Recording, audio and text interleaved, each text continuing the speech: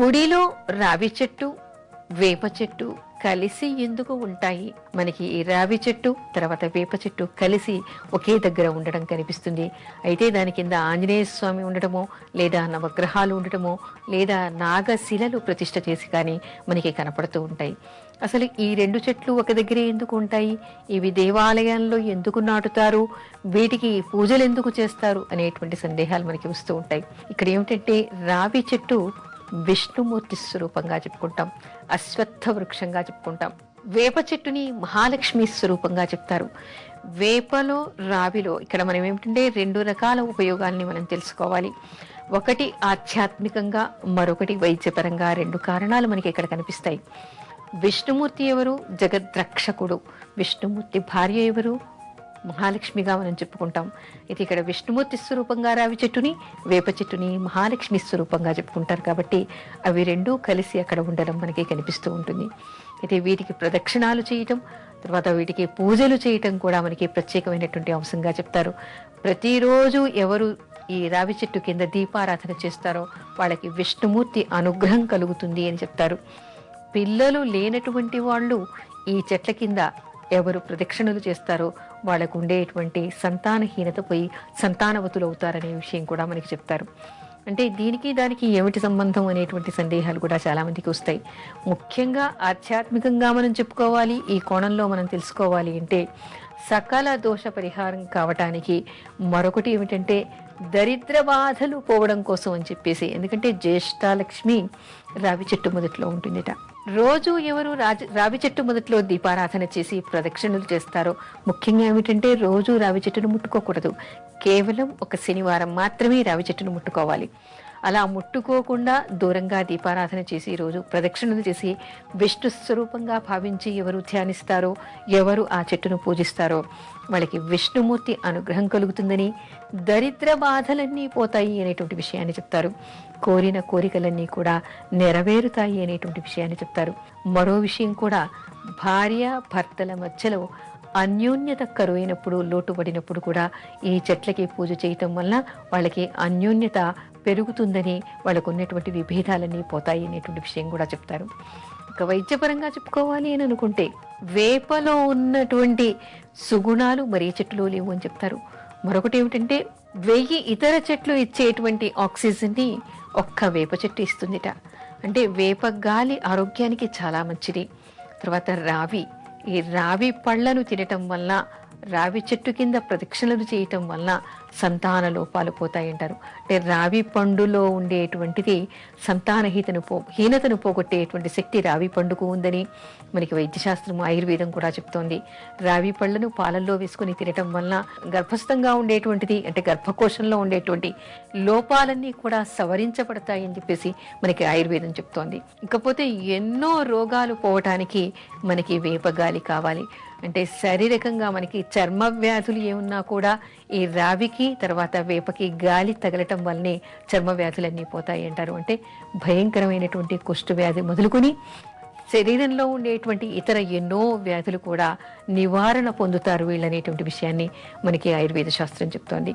అందుకని విష్ణుమూర్తి స్వరూపమని రావి చెట్టుని, మహాలక్ష్మి స్వరూపమని వేప చెట్టుని కలిపి ఒకే దగ్గర నాటడం మనకి చాలా దేవాలయాల్లో కనిపిస్తూ ఉంటుంది.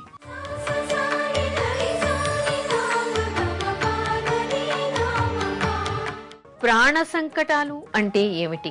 ప్రాణ సంకటం అంటే ప్రాణం పోయిన దానికంటే కూడా ఎక్కువ అవస్థని, బాధను కలిగించేటువంటి దాన్ని ప్రాణ సంకటం అని చెప్పుకుంటాం. మామూలుగా కూడా మనం ఏమంటాం, పెళ్లికి చెలగాటం, ఎలకకి ప్రాణ సంకటం అనేటువంటి మాటని మనం చెప్పుకుంటూ ఉంటాం. అదేవిధంగా జీవితంలో కూడా చాలా రకాలుగా ప్రాణ సంకటాలు ఏర్పడుతూ ఉంటాయి మనకి. ప్రాణ సంకటాలు ఏవి అనంటే ముఖ్యంగా చెప్పుకోవాల్సింది అప్పుల బాధ, అవమానం, అనుమానం. ఈ మూడు కూడా ప్రాణ సంకటాలుగా ఉంటాయి మనిషికి. ఒక్కొక్కసారి ఏదో అవసరానికి తప్పనిసరిగా ప్రతి మనిషికి అప్పు చేయాల్సినటువంటి అవసరం ఏర్పడుతుంది. కానీ ఆ అప్పు తీర్చలేనటువంటి పరిస్థితి ఏర్పడినప్పుడు మాత్రం అది ఒక ప్రాణ సంకటంగా మారుతుంది.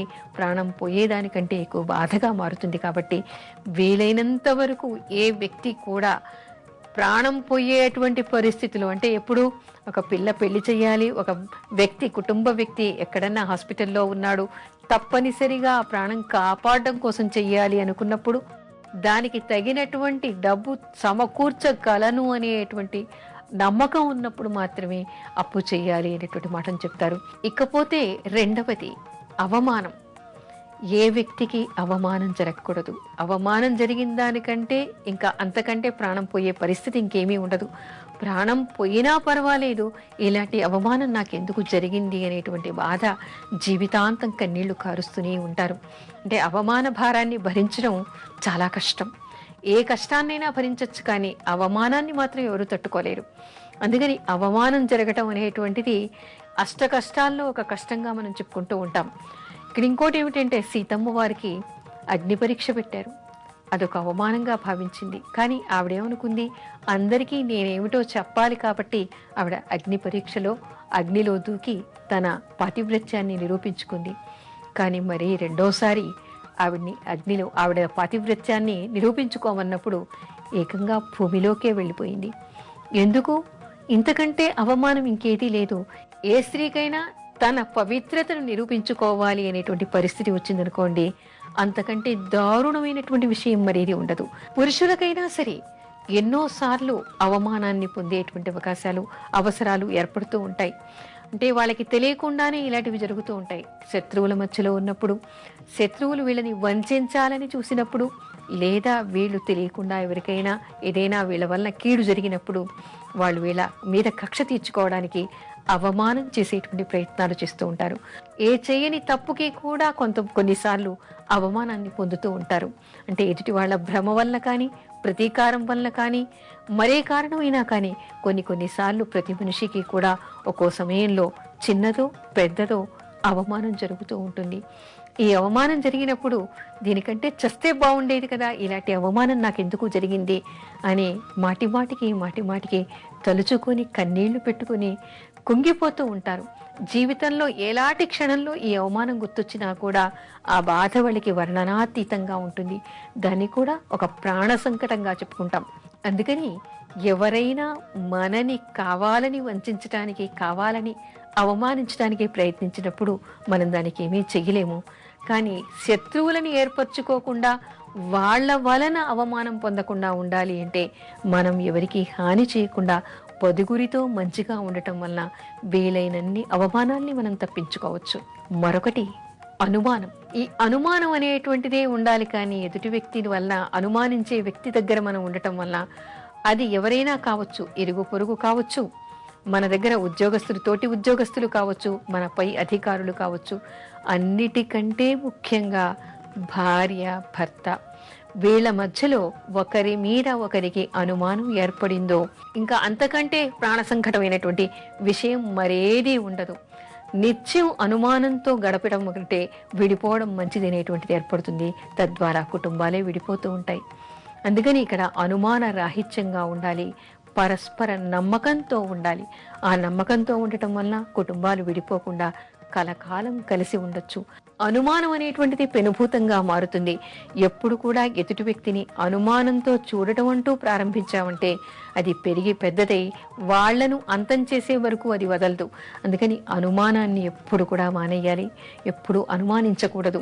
మనం ఏమిటో తెలుసుకొని విషయాన్ని అవగాహన చేసుకొని దాని ప్రకారం మనం ప్రవర్తిస్తూ ఉండాలి.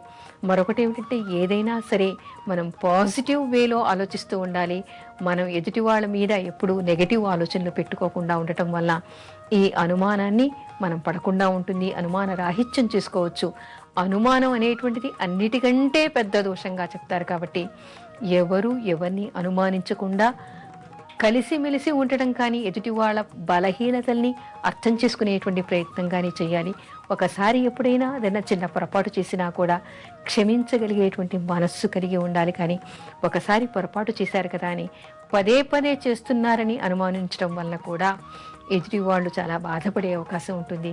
తద్వారా దానితో ఎన్నో ఘర్షణలు మొదలై కాపురాలు కూలిపోయేటువంటి అవకాశం కూడా ఏర్పడుతుంది. కాబట్టి అనుమానాన్ని పెంచుకోకుండా ఉండటం, అనుమానం వచ్చిందంటే దాన్ని తొలగించుకునేటువంటి ప్రయత్నం చేస్తే ఎప్పుడు కూడా ఎదుటివాడికి ప్రాణ సంకటంగా లేకుండా, తద్వారా తనకి ప్రాణ సంకటం కాకుండా ఉండే అవకాశం ఉంటుంది. అందుకని ఈ ప్రాణ సంకటాలు అనేటువంటిది అత్యంత ప్రమాదకరమైనటువంటిది. వీటిని తప్పించుకోవాలి అంటే అప్పులు చేయకూడదు, మనం శత్రువుల్ని పెంచుకోకూడదు. మనలో అనుమాన బీజం లేకుండానే మనం పాజిటివ్గా ఎదుటివాడ గురించి ఆలోచిస్తూ ఉండటం వలన ఈ ప్రాణ సంకటాలన్నిటి నుంచి కూడా మనం తప్పించుకోవచ్చు.